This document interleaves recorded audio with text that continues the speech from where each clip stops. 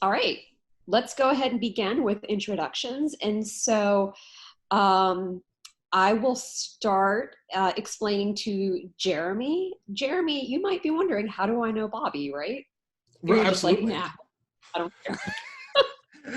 Tuhina, who don't you know? Let's start with that, okay? Okay. So Bobby and I met in graduate school when we were studying the Masters of Arts in Professional Communication when we were in that program at Clemson University a couple years ago, otherwise known as really like the early 2000s.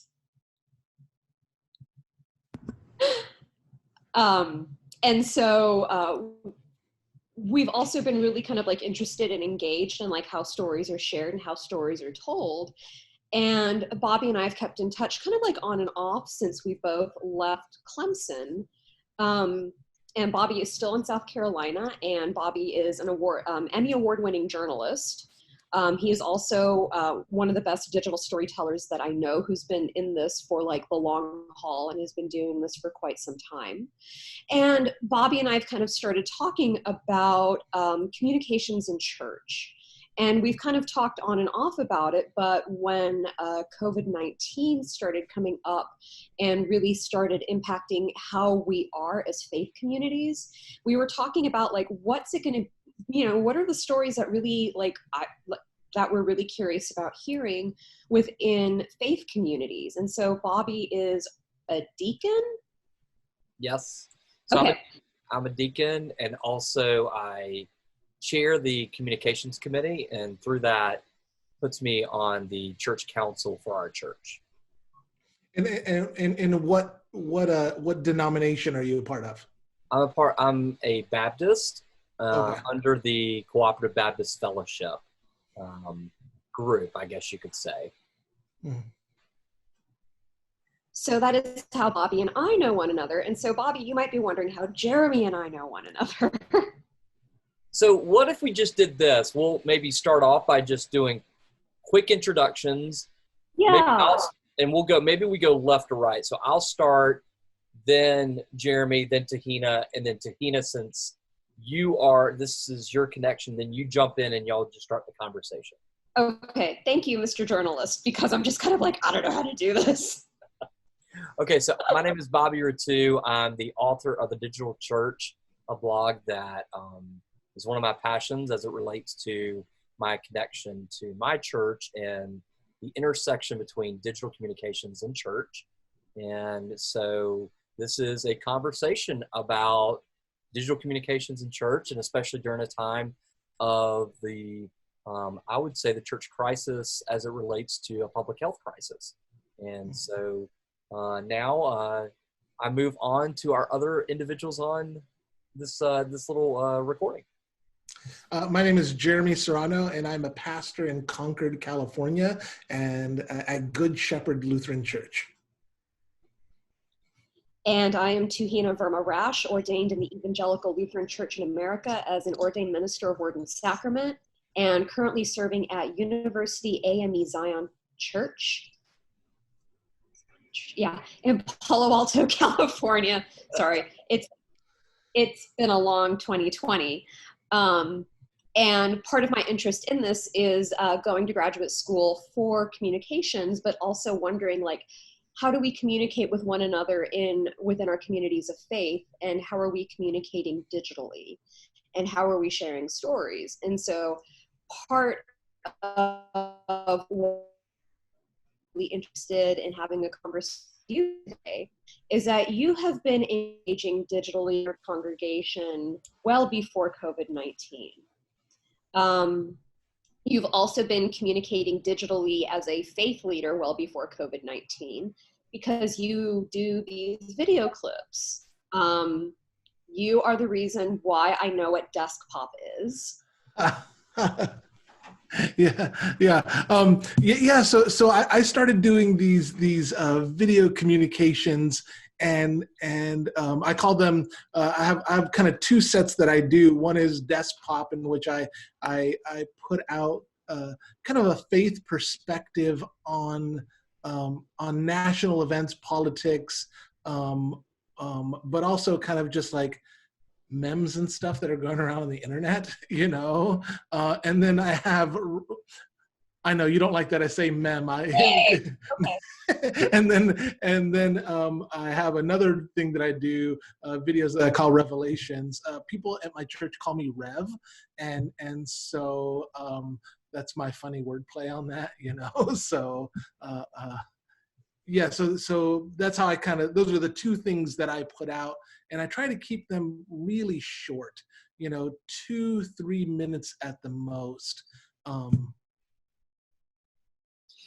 What other questions you could, yeah. Well, I could jump in and just ask, how did your digital journey in connecting with people inside and outside the walls begin from a digital communications standpoint?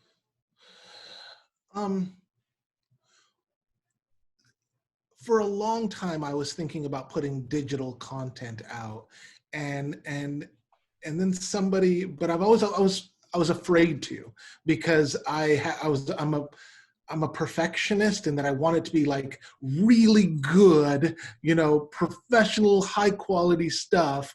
And so that stopped me literally for years from doing it, because I was like, I don't have the right cameras. I don't have the right, you know, whatever, all these, you know, perfectionist kind of things. And then somebody told me, you know, that perfection is enemy of the good. And that just put it out, and it'll be okay. And so so once I kind of got over that hurdle of that this needs to be perfect, I started thinking about what I want the content to look like, who is my specific aim for, and what kind of thing am I trying to accomplish with it. And so you know, I still have good lighting, you know, I mean, I'm still kind of doing, you know, the technical aspects of it. I got decent. And my main focus for all of the content I put out is the people in my congregation. So you're really wanting to talk from an engagement standpoint, like really engage in your congregation. This isn't to you more of an evangelistic thing. It's really just connecting with the people that you quote unquote are shepherding. Yes, that is my main focus. But if I were to have a secondary focus, it would be that those people use any of the digital stuff that I put out to share with their friends. You know, we share stuff across platforms and the internet, all that kind of stuff. And so my hope is that they're sharing it as well. How can we find you? Where do we find you on the net? If I was to do www type stuff. What are all jpserrano.com is my main website. And from jpserrano.com, you can find my TikTok. You can find my, dude, I got 200,000 views on TikTok. So, you can find me on YouTube at I think it's, well, anyways, from jpserrano.com, you can find all of my different stuff, including my writings. So JP is JP Serrano. Yeah, jpserrano.com. Because my name is Jeremy, my middle name is Pablo, and my last name is Serrano. So jpserrano.com. How do you spell Serrano again? I'm going to type it up. I want to find it right now. Yeah, jpserrano.com. There it is. So, and I'm sorry, Tuhina, I just jump in. I can't help myself. Well, no, I mean, like, this is why we're doing this, is so, like, we can, you know, tell stories, share, and figure out why we do what we do. So tell me, what was the beginning? What was the first point that you said, okay, I got to start doing this? Was there an epiphany? Was there something that happened that was like, dude, I got to make a video, or I've got to start live streaming? Or is it just, I just want to play with gadgets? Or I needed to write a blog. So the first thing I did was if you look back at my blog archive, it was me just putting out content for my family about our El Salvador trip, because I wanted my family to know what we were doing every day, because I took my 2 young children to El Salvador, and that made everybody nervous. because El Salvador isn't the safest of places, even though it is relatively safe. You just don't do things that you wouldn't do in any major city down there. And so we were putting out, stuff about that. And then I kind of continued on after that with mainly writings about specific topics. And then the first kind of video that I put out was honestly because I thought I had to put out some content for this weekly email we were sending out to our church. And I didn't want to write another darn word. And so I was like, I don't, for love, I don't want to put out another paragraph about whatever. And because I can see also who's engaging with the way we send it out through constant contact with certain stuff, and nobody was reading it anyway. And so I'm like, why am I doing this?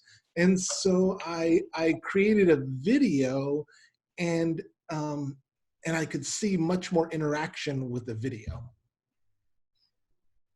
So tell me about how you started really using it to engage your church. What was that transition from? I know you talked about, that trip, and then started realizing video was an important engagement tool. But talk about how you started using it really inside the life of the church. I started putting out, and I haven't been faithful to this, but I was trying for 2 videos a week, one just to the congregation and one to be sent out during this email that was covering not only kind of current events, but like churchy kind of stuff, and education, short, brief education on the spiritual disciplines, on scripture, on and right now I'm doing one specifically on the liturgy. From seminary, I have the voice of a seminary professor in my head, and I'm trying to exercise that demon right now because I love him dearly. His name is Clay Schmidt. He's a pastor. He's a great guy. But the one thing he kind of drilled into me in liturgy was, don't explain the liturgy to people because once you explain it, it takes away the mystery from it. And I've discovered that there are too many people in my congregation who don't even know basic things about like why we do certain things in our worship service. Like, why do we have the confession and forgiveness at the font? Why do we shake hands or at least for the last 2 weeks, bow during the peace? Why every time I enter the chancel area, am I bowing? Why do I hold up the gospel and specifically read it out of the Bible? Everything that I do in the liturgy has a purpose and a meaning, and that seemed to be lost on people. And so what I've done is I started with the prelude, like even the prelude has a purpose. And so I'm taking sections of the liturgy and walking people through it in 2 to 3 minute videos, just giving some kind of explanation for why we do that thing in this congregation. And I'm hoping that it doesn't become just about that, but it opens up people's imagination to think about the liturgy in this kind of mysterious way that there's layers and layers of meaning beyond what I'm just explaining to them. Can I ask a follow-up question with that? So in Sure. These kind of bite-sized educational pieces on the liturgy, I know technically right now we really don't know what the next day is going to bring. But in the midst of that, what are you hoping when your congregation can get back together physically as a worship community? What are you hoping these videos will do? Well, I'm hoping that they come back to the liturgy and they take the time during the prelude to like really prepare themselves, because I talk about that in that first video, that they understand why we do the confession and forgiveness at the font. And so as they walk into church, they themselves make the sign of the cross with the water as a remembering their baptism. And I'm hoping that all of this educational components that I'm giving to them about the liturgy deepens the worship life of the entire congregation. Almost like providing an epiphany. Sure. Yes. See what I did there? I do. Well, and I think also, sorry, Bobby, I feel like it's like, how much. Just go. So one of the things that I want to ask you about this particular time of everybody scrambling to do Facebook Live videos, trying to figure out how to use Zoom, trying to figure out how to use Facebook, how to stream, like all these things. You are doing something that I would really like to talk about. And I think you are actually doing something that I really deem as digital stewardship. Interesting topic, digital stewardship. Okay, I'd love to hear this. Uh-huh. So I believe that you and two other Bay Area pastors are practicing what I believe to be digital stewardship. And so do you want to talk about how you are worshiping right now? Absolutely.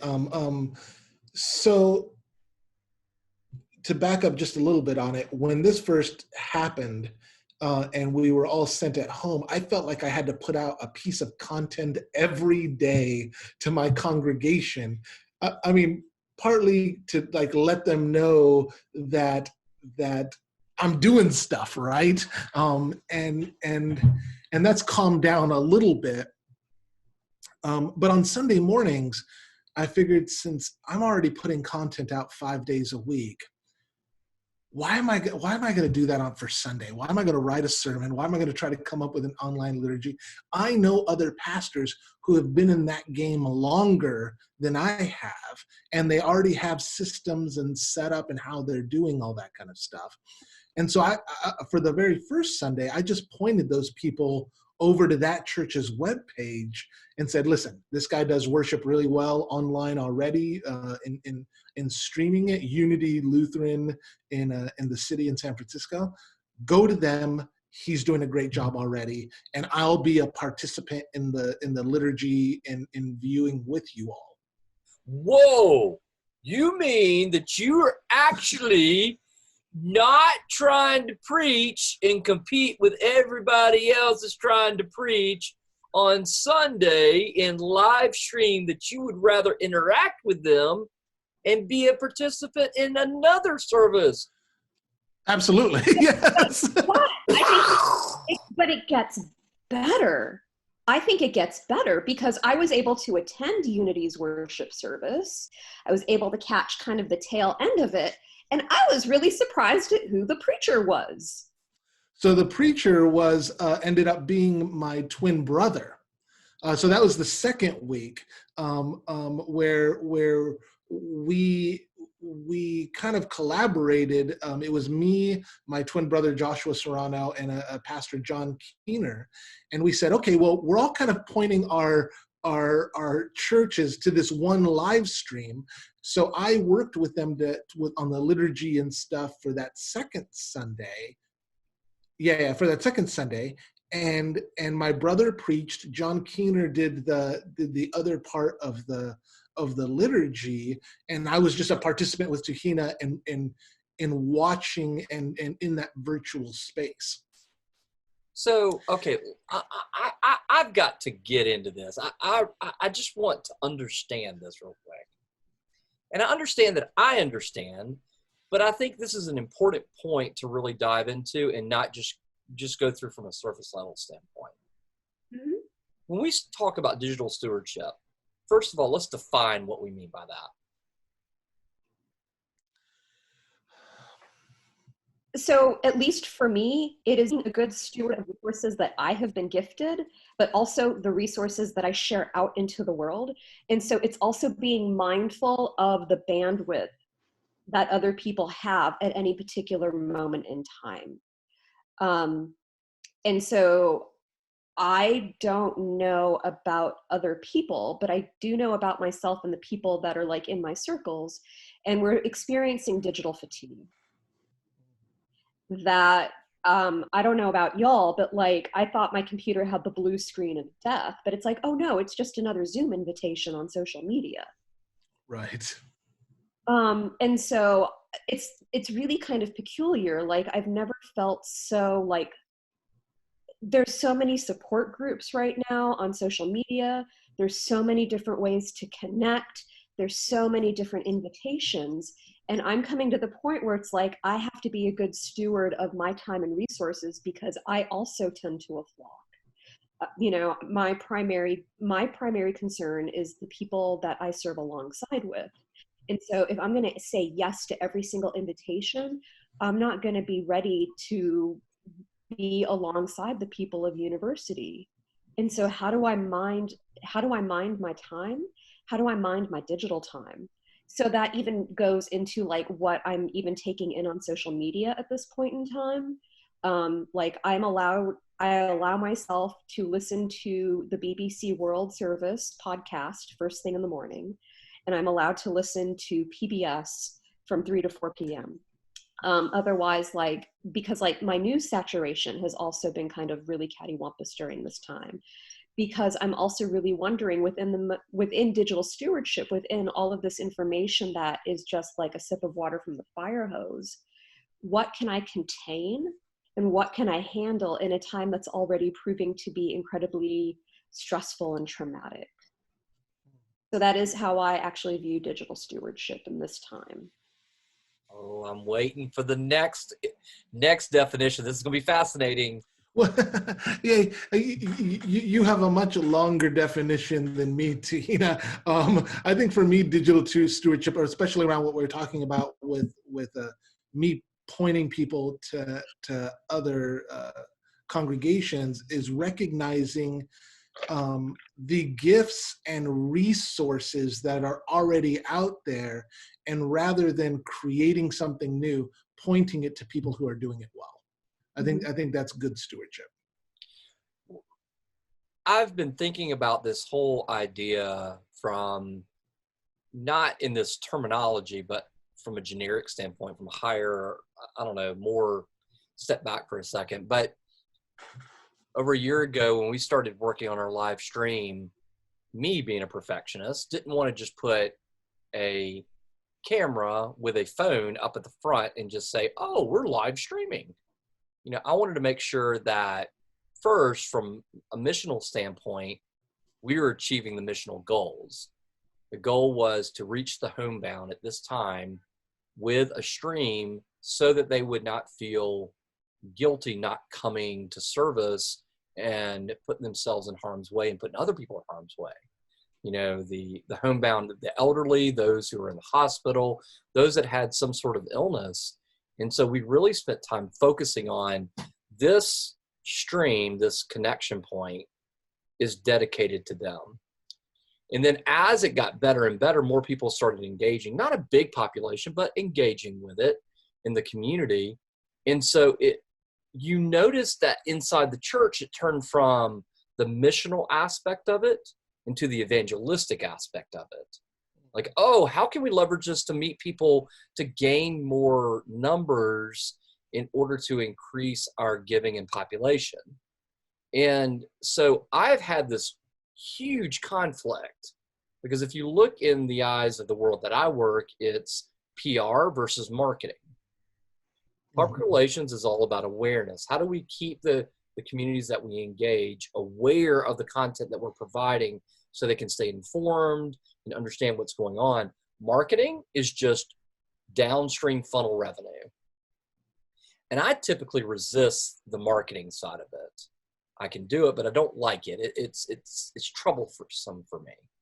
I live over here in the awareness mechanism. So this whole idea of digital stewardship is just mind-blowing to me. And I'm getting to my question. I apologize for my little diatribe here. But my point is that I worried when we got to a situation where all the churches in Anderson, little old Anderson, South Carolina, are going to be live streaming. How do you decipher? Like, when you scroll through your Facebook page and it's like live stream, it's like turning the channels bigger than the 3 channels that we grew up on. It's like 50 channels of live stream. So I want to do I watch this? I watch this. Oh, I'll check out.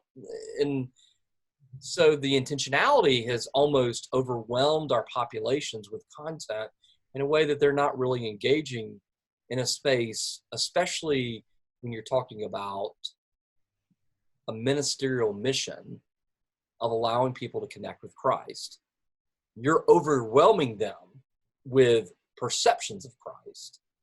And so I love this idea of digital stewardship. So in the midst of digital stewardship and all this noise, how do you go back to aligning with people that connect with your missional aspect of what you're trying to do? Because there's so much noise out there. How do you say, you know what, I'm going to do what I do, but I've got to point you over here.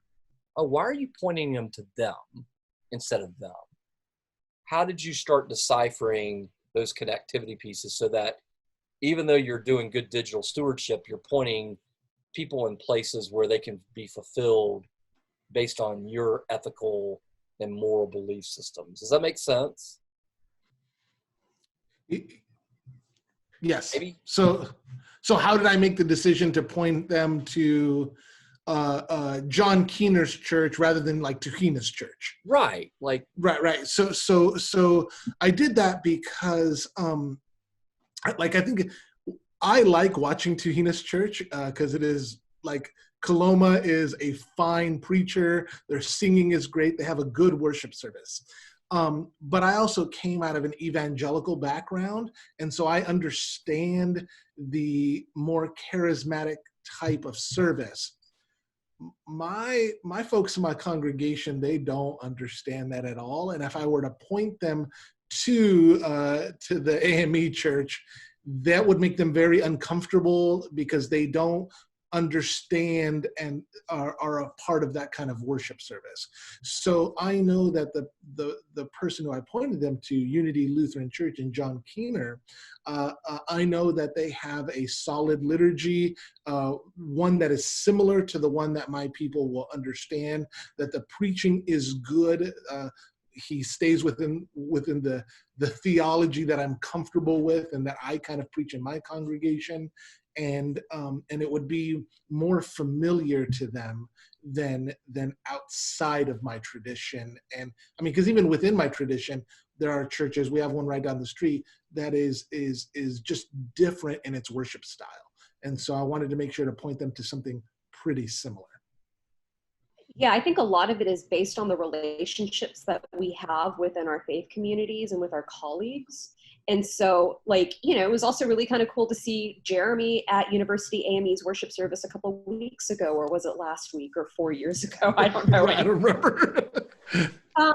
But part of, you know, that you were there and that you were able to comment into the live stream about like, hey, did Coloma just say this? It's like, as a matter of fact, he did. He said, I'm pulling out my hair. Coloma is bald. All right.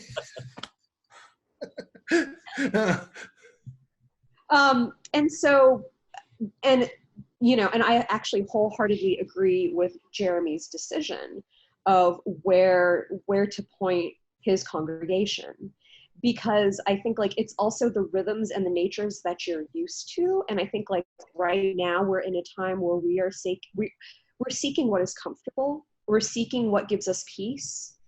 We're seeking what is familiar in a very unfamiliar time. But I also think like, because I saw you at like 2 different worship services. I'm a church guy. All right. That's what I do. No, but this is also an opportunity. If we're gonna kind of like try to reframe things, and it's hard to reframe things for me right now because, you know, Jeremy and I also had we had a colleague who just died very unexpectedly. You know, we don't know the circumstances of what happened. So like, I don't want to be like silver lining, but I also don't want to negate the reality of the multiple truths that are happening in the world. And so part of what I do on Sunday morning now is I actually wake up very early and I attend church on the East Coast. So I'm up at like, 6-ish a.m. and, they don't need to know that I'm in my pajamas and I just rolled out of bed. They have that pretty, they have my pretty picture on Zoom where they don't need to see like how I actually am presenting at that moment in time. Yeah. But that, you know, any given like within the past couple of weeks, last Sunday I was at 3 worship services. The week before that I was at 6.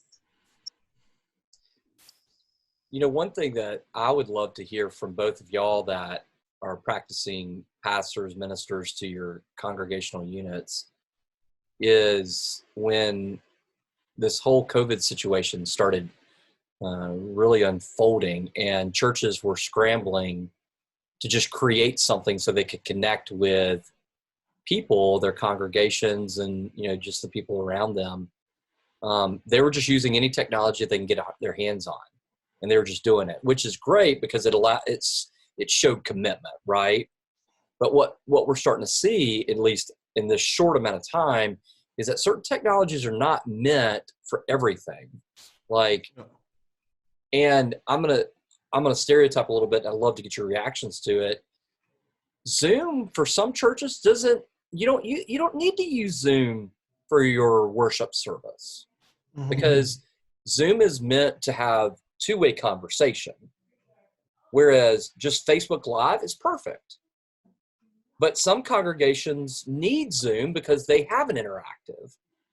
And so I would love to hear your thoughts of what you're seeing and how to react to those, the churches that are trying to find something, but maybe like, let's temper a little bit and let's think, what is best to engage the people that are most important to you? What are your thoughts there? So last week, you know, I pointed people to Unity Lutheran, and they just did a YouTube live stream. This week, we're actually using Zoom amongst the presiders of the worship service, and then we're live streaming that on YouTube, because we decided we don't want to have people join in the Zoom. I've been a part of a couple worship services where Zoom, and even in the liturgical portions where there is a call and a response, the response doesn't really go well because you have internet lag and delay and all that kind of stuff. And so people are speaking and it's just not working. And so what we're doing this Sunday is where the presider is saying both parts of the liturgy. The Lord be with you and also with you. Lift up, that kind of stuff. And as we put it on the screen so that people can follow along at home and respond to the screen, but not necessarily say it for everybody else to hear. That makes sense. And I think it's really dependent upon, one of the things that we learned in professional communication is know your audience. And part of it is know your tools and how you're going to communicate with your audience. And so it's really dependent upon like what people are comfortable with, what people's familiarity level is like with technology and their adaptability or willingness to play with or break technology. Because I think one of the hardest things is that we live in a society that prides perfectionism. And people do not want to seem foolish, and people do not want to seem stupid, and they don't want to seem like they don't know things. And I think now that we're entering this very digital environment, people want to still have that sense of like, I know things, I know what's going on, I know what's happening, even though the reality of the situation is we don't. And so I'm seeing that change a little bit though, Tuhina. In my congregation, which hasn't been very technologically advanced, we had a council meeting this last Tuesday, and I was surprised that we were able to get our council members there, and who before were doing everything that you're talking about, like the afraid to break technology, afraid to seem like, and it seems like, at least in this point, everybody's like willing to stumble and fumble forward through technology. Right, and you actually jumped the gun on me. Oh, sorry. Sorry. Wasn't the first time, won't be the last time. Yeah, I know. Like, this is going to happen the rest of our lives. I'm going to flip the screen so I get in between y'all before y'all cross jump on each other, you know? So.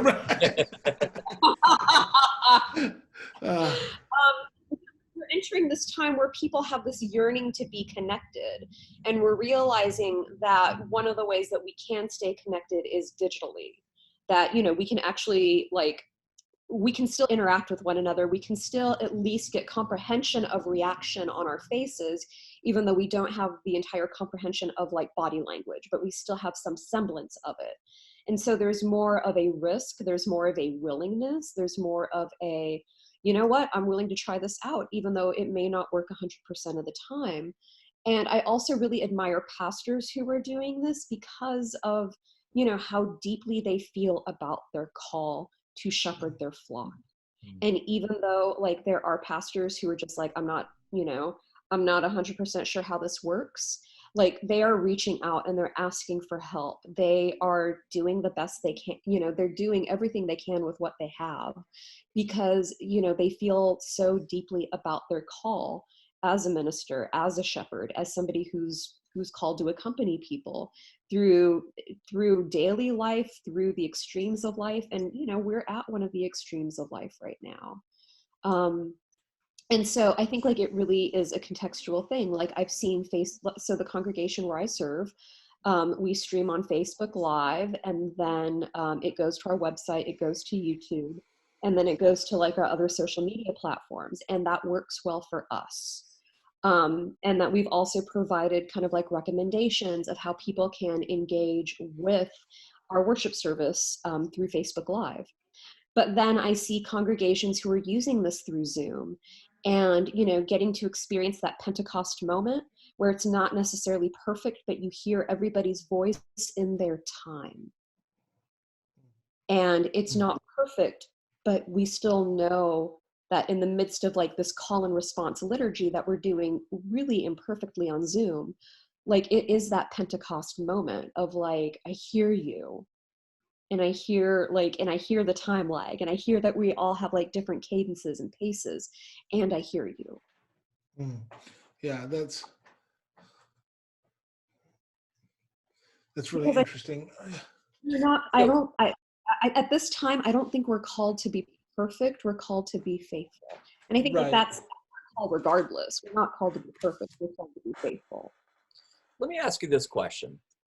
So in the midst of this, I would say increase church dedication to technology. I mean, we're talking about quick. Like technology is being spun up inside small, medium-sized churches faster than we can think. They're finding people that can figure out how to stream and do these things very quickly. A lot of money is being spent outside of church budgets that typically would have been spent otherwise other places. And the pendulum has shifted way over, right? We have gone from with each other all the time, a couple times a week, right? For prayer service, Wednesday service, whatever those things are, just worship. And we have switched over to this digital engagement really quickly, fast. And when we get to the other side of this pandemic, which we will get to the other side of it, what will be the balance? I don't think we're going to swing all the way back, but I think that there will be a middle point where we'll start to realize, where does digital play in the connection of the community and worship and all these places? But this is where human connection is just as valuable. What do y'all think is going to be where the pendulum will find its rest? Yeah, I think actually Tuhina's church does a really, really good job of where the pendulum should end up and before the pandemic. And so I think you should talk about what your church did beforehand and how it's kind of, yeah, go ahead. Well, it's kind of funny because we're also going to be interviewing Coloma. Okay. Well, actually, but I will talk a little bit about it because University AME Zion is in Palo Alto, and it's one of the two historically Black churches in Palo Alto. And so the people that are coming to University AME Zion are either part of the Stanford community, are part of the tech community in Silicon Valley, or are established members whose families have generations of members, because the church is 102 or 103 years old. And so the realization of, it's hard to live in this area. It's hard to afford to live here. And a lot of times when you go to college, you don't settle in the college town where you went to college. Either you move like 20 miles away, or like I did, you move 2,500 miles away. But you still want to be connected to the communities that form you and shape you. So that's part of why we did the live stream service a couple of years ago, was because people still wanted to be connected to university, and we were trying to find ways to meet people where they were at, 50 miles away or 5,000 miles away. And then we realized that traffic is so bad in this area that, like, we don't want people to have to, like, how do we engage with people? How do we form communities with people? But how do we, like, also be good stewards of their time? Because it's really unfair to have members of our congregation sit in traffic for an hour and a half one way for a 1 hour Bible study. Like, if we're going to do a cost benefit analysis, that's 3 hours of commute time for 1 hour of Bible study time and communal time. So where can we meet people where they're at? And we've decided that we're going to meet people in their homes, and we're going to do small groups. We're going to do it over Zoom, and it's going to be kind of awkward at first, but we're just going to keep on doing it. And when we did it for like a Lenten practice last year, we had great attendance. But then after Lent, like, we still held the time, but the attendance kind of dropped off. Like, students had internship, people went on summer vacations, they kind of forgot about the time, and maybe like 1 or 2 or 5 people would show up. But we always held that time because part of it is the realization of, one Thursday night we could reach 20 people. Another Thursday night, it could just be me reading my Bible, waiting for somebody to log on, but knowing that they know that that space is made for them. So when we had to go into shelter in place, members of the congregation knew, like, oh, Thursday night Bible study, cool. I know, like, I've done this.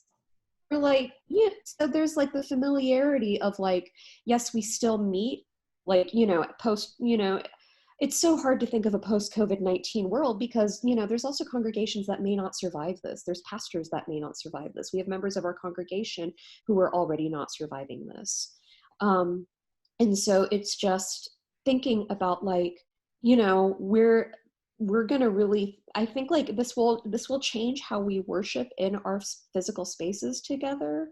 But I also think it will change how we interact with one another in a digital medium, and that I think this interaction will continue.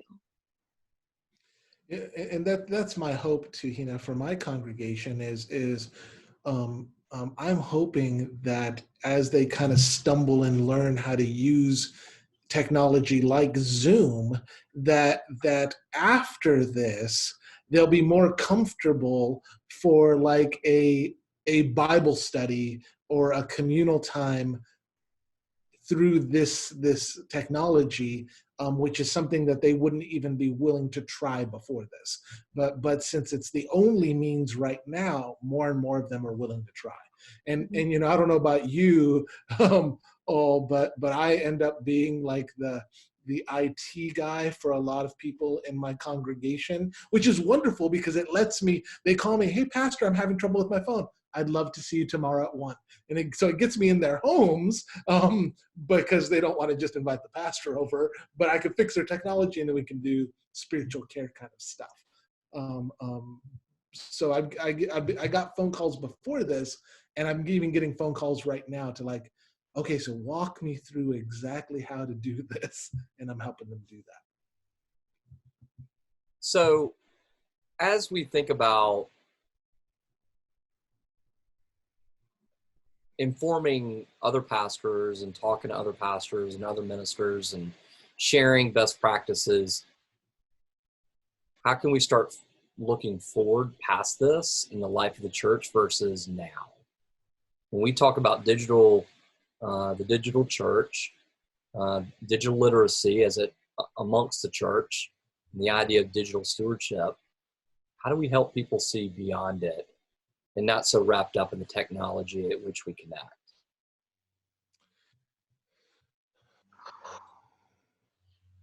Big question, huh? Well, and I think part of it, because we're still like early in COVID-19, that I think like there's a couple of Facebook groups for religious leaders, and so there's one of the religious leaders in New York had posted something that's really sticking with me right now. She had said, right now is the scramble to figure out how to do Facebook Live, how to like communicate digitally, but your next scramble is going to be, how do you accompany the dying? Mm. And that really shook me, because it's also making me wonder about like, how do we not just communicate with our communities, but also at the same time, how do we be the hands and feet of Jesus in a world where we have to be physically distant from one another? And how do we continue to serve, how do we release the captives? How do we, comfort the brokenhearted? How do we release the prisoner, feed the hungry? And so like, this has also been at the forefront of my mind, and thinking about like how communities are now getting together to share resources of like, if you have a physical building and you're still open as a food distribution site. Yeah. Because you're still running a food pantry out of your church. Yep. And so how do we also transmit that information digitally so people can act physically? That's an interesting thought. Yeah, I think for right now is pastors shouldn't be afraid to fail at this stuff, and to give up things that they're not good at. You know what I mean? So and I have a personal experience with this. While I have no problem talking to you all, doing like a live stream Bible study, talking off the top of my head, unscripted, is not a gift that our Lord and Savior gave me. It's just not something I'm good at. And so I have 2 live streams on my YouTube page, which are not good. It's kind of rambly. It's kind of like, I don't know, it's kind of all over the place. I'm giving that up. You know what I mean? Like I recognize, I recognize that's not what I'm doing. Bible study. That's What was that? You can outsource your people to my Bible study. Absolutely, that I'm willing to do. Absolutely. But scripted stuff, I'm good at. You know what I mean? That's something I can do. And so I think it's not being afraid to fail, evaluating what your gifts are in the moment, and then just letting things go. And I think after this, it's going to be letting some of this stuff go too, letting some of the digital communication go, because I think right now, for me at least, and my people, it's not the primary way in which we get together, and I'm not sure it's ever gonna be the primary way we get together.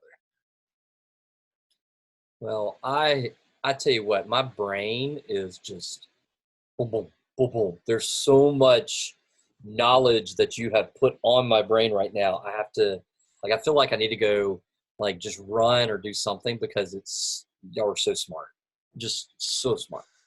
So I tell you what, Thank you. hey, y'all, this is, I've been edumacated today. Edumacated. Look, a lot of times Jeremy is my go-to theology, like help me check myself. Oh, that's funny. Well, I hate to kind of slowly bring this to a close. I have twin boys and a daughter at the house, and I just got a text that if I don't get home soon, I think my wife will probably Sarah will lose a circuit. I don't want Sarah to lose a circuit, because I also love Sarah dearly. She is awesome. She is a trooper. Thank you all so much for having me. I really appreciate it. God bless. Yes. All right. Talk to y'all later. All right. See ya. Bye. Bye. Bye.